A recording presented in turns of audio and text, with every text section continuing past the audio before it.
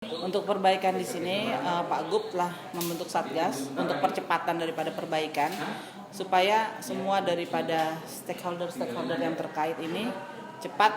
Mari kita merapatkan barisan untuk memperbaiki venue-venue ini. Makin cepat akan lebih baik untuk semuanya, khususnya untuk Baring Sport City yang kita cintai ini.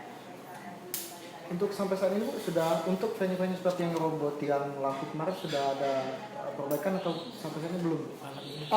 Malam ini kren akan datang untuk mengangkat tiang lampu tersebut untuk diangkat, dan lampu-lampunya kita copoti, sudah kita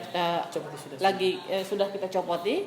Nanti kemudian kita akan perbaiki lagi, itu harus baru semua, dan itu udah oke semua ya, udah tinggal pemasangan semuanya.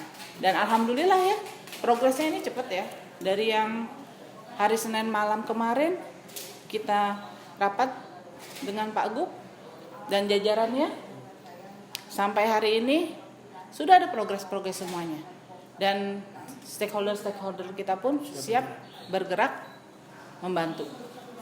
Ya, insya Allah semua berjalan lancar, semua akan berjalan dengan apa yang kita harapkan. Baris kita berapa lama untuk